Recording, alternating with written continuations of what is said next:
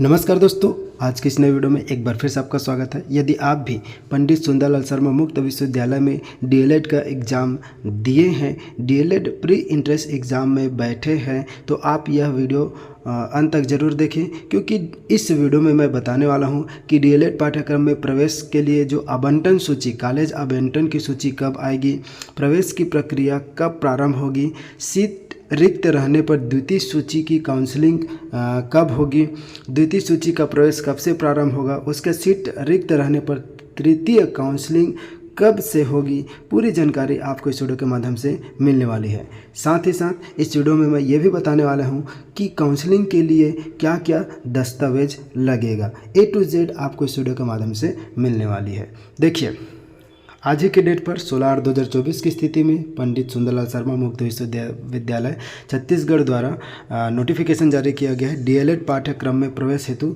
समस्त जानकारी एवं निर्देश।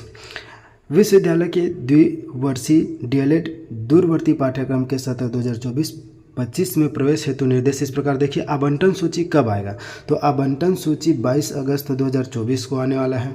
प्रवेश प्रारंभ, तो प्रवेश प्रारंभ कब से होगा, 27 अगस्त 2024 से 5 सितंबर 2024। ठीक है, कब से सूची कब आएगा, 22 अगस्त को आएगा, और प्रवेश प्रारंभ होगा 27 अगस्त 2024 से 5 सितंबर को, शासकीय अवकाश दिवस को छोड़कर। सीट रिक्त रहता है, यदि फर्स्ट काउंसलिंग के आधार पर सीट रिक्त रहता है तो 11 सितंबर 2024 से को पुनः द्वितीय सूची आएगा। देखिए, काउंसलिंग, बहुत सारे अभ्यर्थी कमेंट करके पूछते हैं कि काउंसलिंग कब से होगा, तो काउंसलिंग वही है, काउंसलिंग होगा मतलब आप जब फॉर्म फिलअप किए थे उसी समय कॉलेज सेलेक्ट किए थे, उसी के आधार पर आपको कॉलेज अलाट किया जाएगा। ठीक है, वही आपका फर्स्ट काउंसलिंग हो गया। अब डॉक्यूमेंट वेरिफिकेशन करके आपको फिर एडमिशन दिया जाएगा। उसके द्वितीय सीट काउंसलिंग के 50 सीट रिक्त रहने की स्थिति में तृतीय काउंसलिंग विश्वविद्यालय मुख्यालय पर होगी, जिसकी सूचना पृथक से विश्वविद्यालय के वेबसाइट पर जारी की जाएगी। अतः निरंतर वेबसाइट का अवलोकन करते रहे। साथ ही साथ आप हमारे चैनल को सब्सक्राइब करके रख सकते हैं, ताकि आपको जो भी कुछ जानकारी चाहिए, जैसे भी कुछ अपडेट आता है तो चैनल के माध्यम से जानकारी मिलते रहे। ठीक है, चयनित विद्यार्थी स्वयं को प्राप्त अध्ययन केंद्र पर जाकर अपना सत्यापन एवं प्रवेश प्रक्रिया पूरा करें। जिन विद्यार्थियों का अध्ययन केंद्र डाइट कोरबा है, वे अपना सत्यापन एवं प्रवेश प्रक्रिया कमला नेहरू महाविद्यालय कोरबा में जाकर करवाएं। काउंसलिंग की प्रक्रिया में शामिल होने हेतु अभ्यर्थी को समस्त वांछित प्रमाण पत्र एवं दस्तावेज की मूल तथा छायाप्रति लाना अनिवार्य होगा। क्या क्या दस्तावेज लगेगा, आगे मैं आपको पूरी सूची आपको दिखाने वाला हूँ।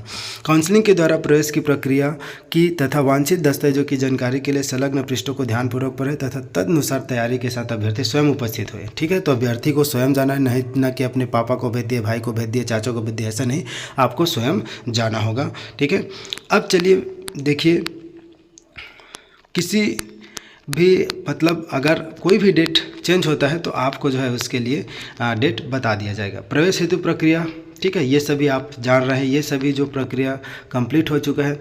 अब आप सभी को मालूम है कि 2400 सीटों पर प्रवेश के लिए एग्जाम हो चुका है।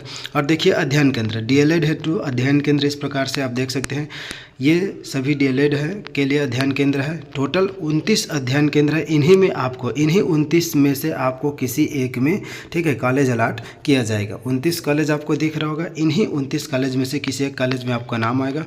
और प्रथम वर्ष की जो शुल्क की बात की जाए तो 10,300, द्वितीय वर्ष की भी शुल्क जो है 10,300 रहेगा। ठीक है, अब आगे देखिए इनके लिए क्या क्या डॉक्यूमेंट लगेगा। डीएलएड प्रथम वर्ष में प्रवेश हेतु आवश्यक दस्तावेजों की सूची। प्रमाण पत्रों की मूल एवं छायाप्रति दोनों लाना है, मूल भी लाना है, मूल दस्तावेज, और छायाप्रति मतलब फोटोकॉपी। ऑनलाइन रजिस्ट्रेशन फॉर्म की पावती प्रतिलिपि, मतलब जो ऑनलाइन फॉर्म फिलअप किए हैं उनका फॉर्म की पावती लगेगा।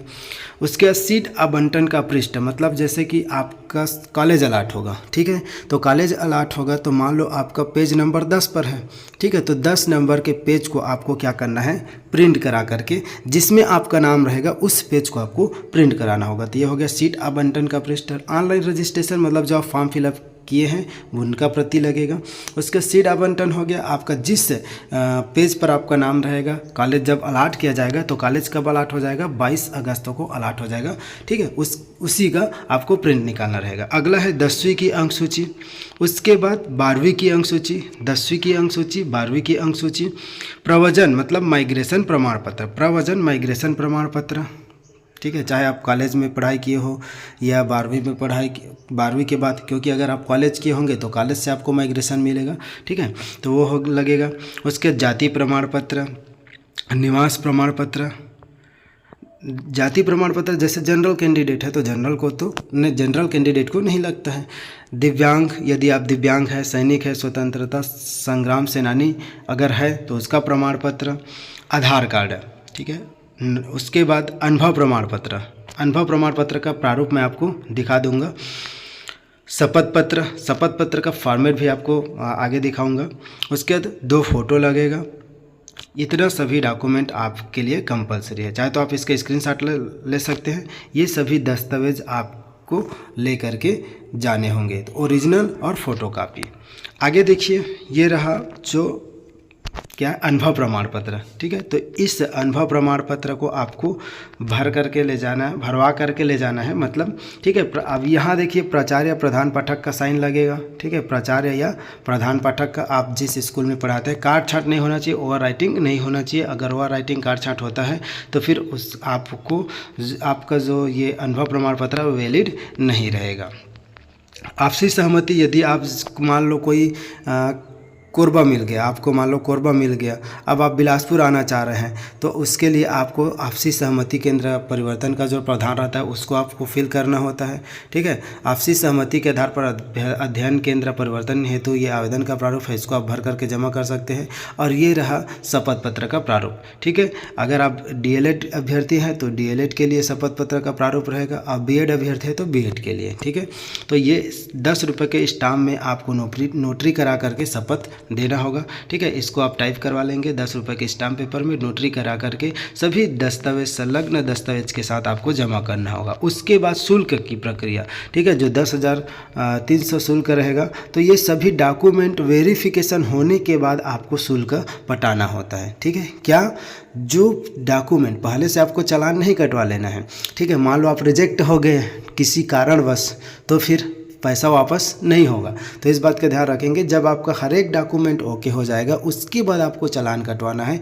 पंडित सुंदरलाल शर्मा मुक्त विश्वविद्यालय के परिसर पर आपको चालान कटाने के लिए बैंक ऑफ बड़ौदा मिल जाएगा, वहाँ जो है आप अपना फीस जमा कर सकते हैं, ठीक है। यदि आपको और भी किसी भी प्रकार की कुछ डाउट होगा तो आप कमेंट करके पूछ सकते हैं। साथ ही साथ आप हमारे व्हाट्सएप ग्रुप में जुड़ सकते हैं, टेलीग्राम ग्रुप में जुड़ जाएं। ये PDF आपको हमारे सीधे टेलीग्राम ग्रुप से मिल जाएगा, वहाँ से जा कर के आप इसको डाउनलोड कर सकते हैं। अनुभव प्रमाण पत्र प्रिंट निकलवा सकते हो, शपथ पत्र का प्रारूप भी। तो पूरी जानकारी आपको हमारे टेलीग्राम ग्रुप से मिल जाएगा, ठीक है। तो मिलते हैं फिर से एक नए वीडियो के साथ। आज के लिए बस इतना ही। Thank you for watching. जय हिंद, जय भारत, जय छत्तीसगढ़।